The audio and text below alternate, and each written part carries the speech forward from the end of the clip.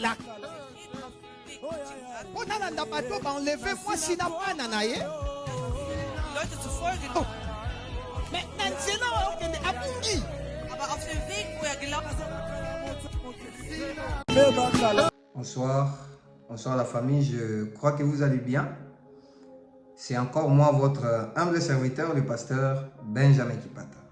Alors, je suis venu aujourd'hui partager quelque chose avec vous, mais la première des choses, nous allons prier. Seigneur, nous te rendons tellement grâce, nous te disons merci pour tout ce que tu as fait. Nous sommes reconnaissants de tes hauts faits, Père. Merci pour le souffle de vie. Merci pour tout ce que tu nous as donné comme la vie, la protection, la santé. La gloire te revient à jamais au nom de Jésus. Laisse que ces moments soient un moment béni, soit avec nous. Tout ce que nous allons parler, ça soit pour ton amour, pour toi seul. La gloire te revient à jamais au nom de Jésus. Amen. Que Dieu vous bénisse, c'est encore moi. Je suis venu aujourd'hui partager une pensée avec vous, partager quelque chose qui m'est monté au cœur. J'étais assis, j'étais pas calme aujourd'hui de partager ça avec toi. Je voulais partager un thème, comment ou que faire pour que Dieu te montre la femme ou l'homme de ta vie. C'est un sujet que tout le monde en parle, c'est un problème que tout le monde dit, la femme de ta vie, l'homme de ta vie. C'est un problème aujourd'hui qui a détruit beaucoup de couples. D'abord parce que on s'est dit, il y a la femme, il y a l'homme de ta vie. Mais je voulais te choquer aujourd'hui. La première des choses, il faut savoir, il n'y a pas qu'un seul homme de ta vie. Il n'y a pas qu'une seule femme de ta vie. Je crois bien, je t'ai choqué, mais c'est ça la vérité. Pourquoi je l'ai dit? Il n'y a pas seulement une seule femme de ta vie ou un seul homme de ta vie. Il y a des catégories de femmes et des catégories des hommes. Comment je peux dire des catégories? Parce que si quelqu'un veut faire les choix, pourquoi je prêche trop sur les choix du conjoint ou des conjointes? Parce que ça, c'est un problème trop sérieux que tout le monde traverse. Je l'ai dit ouvertement. Si tu te maries mal, tu deviendras un intercesseur à vie. Tu vas commencer à prier pour ton mariage à la place de prier pour ta destinée. Si tu te maries mal. Mais si tu te maries bien, tu deviendras un adorateur. Tu vas commencer à adorer Dieu toute ta vie de la personne, la femme ou l'homme que Dieu t'a donné. Alors, je vous dis aujourd'hui, ne prenez pas les cas généraux pour en faire les cas rares.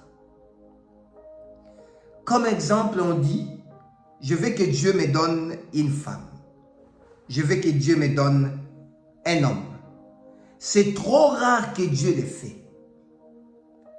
Je voulais vous donner cet exemple. Ne prenez pas le cas d'Isaac dans la Bible, de mettre ça le cas de Jacob dans la Bible. Isaac dans la Bible, on est parti choisir une femme pour lui. Mais on a donné des critères. La femme qui va faire boire des chameaux de l'eau, qui donnera de l'eau aux chameaux. La femme qui sera comme ça, c'est la femme qu'on va donner à Isaac. Et exactement, on est parti trouver la femme comme ça. Comme le Seigneur les avait orientés. Mais c'est différent de Jacob. Jacob, pour trouver la femme de sa vie, elle doit travailler pendant 7 ans. Et encore travailler pendant 14 ans, ajouter encore les 7 ans pour avoir la femme qu'il pensait, la femme de sa vie, la femme qui lui plaisait en fait. Alors ne prenez pas le cas d'Isaac, en faire le cas de Jacob. S'il y a une seule personne que Dieu a montré la femme de sa vie, ce n'est pas à toi aussi. Toi, ton cas est différent. La première des choses, avant de faire quoi que ce soit, je vous dis aussi, ne suivez pas l'histoire des gens. Parce que le papa là a choisi sa femme où il s'est rencontré avec sa femme au marché ou dans la prière, toi aussi tu veux faire la même chose que ses papas. Tu veux rencontrer ta femme dans la prière ou je ne sais pas où. Vous n'avez pas une même histoire, ou une même destinée. Ce que toi tu dois faire, la prière que toi tu vas faire pour que Dieu te montre la femme ou l'homme de ta vie, tu dois d'abord comprendre, tu dois d'abord prier. Première chose, prier à Dieu, demander à Dieu de te montrer ta destinée. Je l'ai déjà beaucoup parlé dans mes vidéos.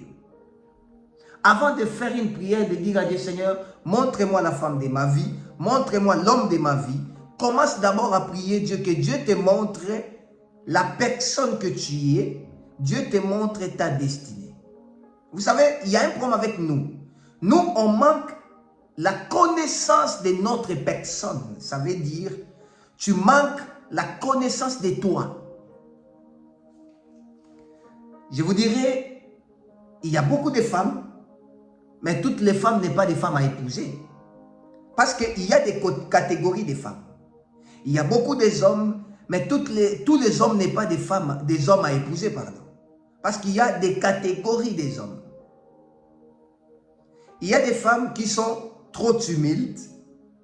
Il y a des femmes qui parlent beaucoup. Il y a des femmes qui sont un peu éveillées. Il y a des femmes qui ne parlent pas devant les gens. Il y a des femmes qui ne vont pas t'accompagner dans ton ministère ou dans ta destinée, peut-être la destinée que tu as. Il y a des hommes qui ne parlent pas devant les gens. Devant les gens, ils se maîtrisent trop et il a un peu des réserves de parler devant les gens. Il n'arrive pas à parler devant beaucoup de gens. Et il y a des femmes, et il y a des hommes, pardon, qui parlent beaucoup devant les gens. Il y a des hommes qui ont l'éloquence de convaincre une personne par sa parole.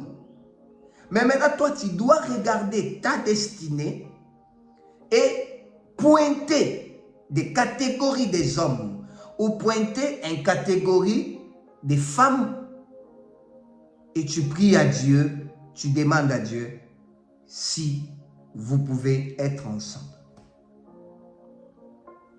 Aujourd'hui, les gens prennent l'histoire d'une personne pour en faire la généralité. Donc, faire ça l'histoire de tout le monde. Il y a des cas et des cas. Tu ne peux pas vivre la vie de ses papas. Il y a un papa ici en Allemagne qui m'a dit, il s'est rencontré avec sa femme à la gare de Düsseldorf. Mais ça, c'est eux.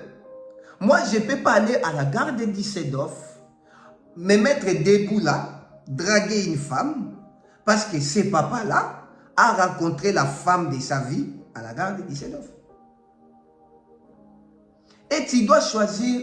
Aujourd'hui, il y a beaucoup de couples, je vous dis, il y a beaucoup de couples qui se disent aujourd'hui, waouh, j'ai épousé cette femme, j'ai épousé cet homme, je n'avais pas regardé ma destinée, je n'avais pas compris ma destinée.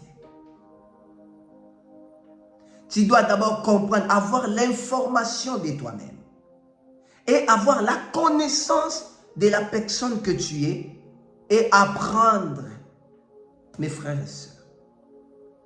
Il y a une femme, elle est venue chez un pasteur, il a demandé au pasteur, pasteur, qu'est-ce que je peux faire pour savoir l'homme ou la femme, l'homme de ma vie.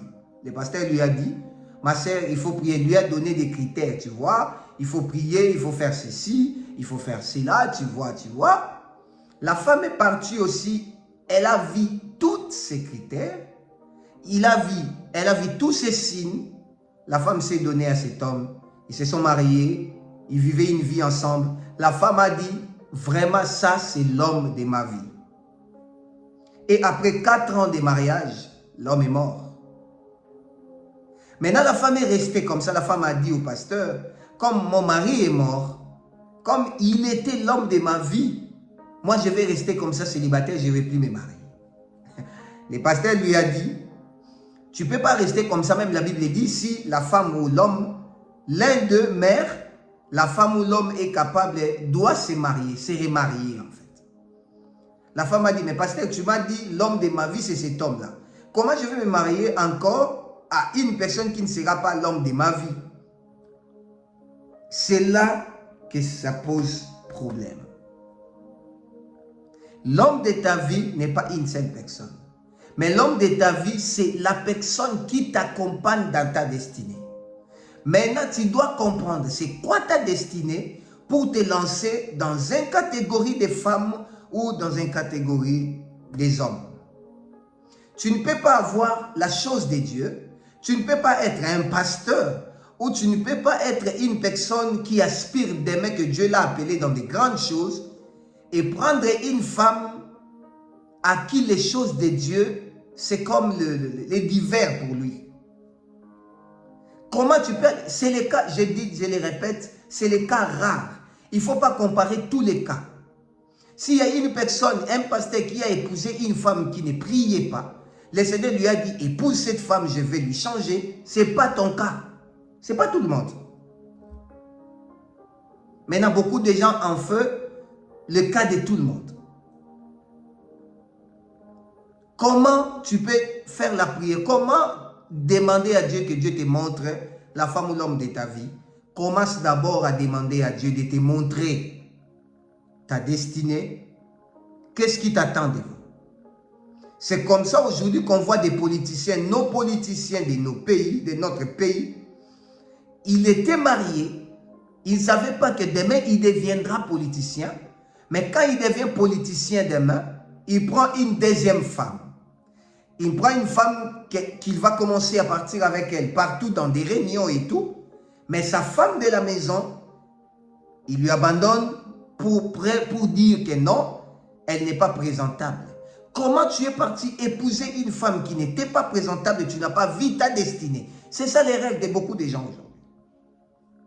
Tu ne savais pas que tu deviendras pasteur. Oui, tu es devenu pasteur. Maintenant, tu as épousé une personne qui n'est pas en capacité de t'aider dans le ministère. Tu as épousé un homme à qui t'interdit même de faire les choses de Dieu. Peut-être tu es chantre. Mais cet homme-là t'interdit. Il dit, tu ne vas pas sortir parce que moi, je t'ai épousé. Là, tu es en train de mettre ta destinée en jeu.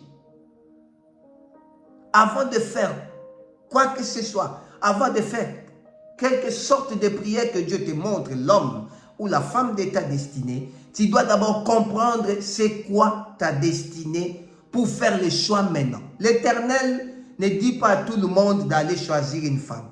Dieu ne choisit pas une femme à tout le monde, mes frères et sœurs.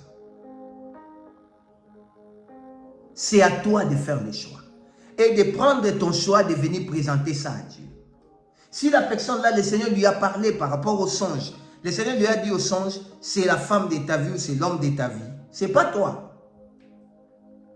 C'est pas toi. C'est ce qui détruit beaucoup de gens aujourd'hui. Tu es là, tu ne fais rien, tu dis que Dieu va m'envoyer une personne. Au moment où toi-même, tu ne connais pas ta destinée. Écoutez, en force de ne pas comprendre ta destinée ou connaître ta destinée, beaucoup de gens, le Seigneur les a donné une bonne femme, mais il n'a pas compris la valeur de cette femme. Il a perdu la femme. Beaucoup de femmes, le Seigneur lui a donné un bon mari. Il n'a pas compris la valeur de cet homme. Il a perdu cet homme. Pourquoi? Parce que toi-même, tu n'as pas compris ta destinée d'abord. Pour faire les choix. Alors ta prière, c'est d'abord demander à Dieu, Seigneur, montre-moi ma destinée. C'est quoi ma destinée? C'est quoi demain? Qu'est-ce que je vais faire demain? Pour que je n'échoue pas dans le choix du conjoint. Faites d'abord cette prière avant de demander à Dieu un homme ou une femme. Je voulais prier pour quelqu'un. Père, nous sommes très reconnaissants de tes bienfaits. Père, aide-nous à comprendre nos destinées. Si on ne les comprend pas, on fera de n'importe quoi. Père, donne la force à une personne d'avoir la connaissance de lui-même d'abord, qui tu es, pour faire un bon choix. La gloire te revienne. et la gloire te soit rendue. Père, nous détruisons toute force de l'ennemi, contraire à ta volonté, au nom de Jésus. Que toi seul Dieu, tu nous conduis à jamais. Pour que ta vie, pour que notre vie ressemble à la vie de Christ. Au nom de Jésus. Amen. Alors bien aimé, likez la vidéo. Si vous avez des questions, écrivez-nous aux commentaires, on va vous répondre. Abonnez-vous sur notre chaîne YouTube, partagez la vidéo, aimez la vidéo pour que la plateforme YouTube montre ça à d'autres personnes. Que mon Dieu vous bénisse abondamment et bonne soirée à tout le monde. Merci.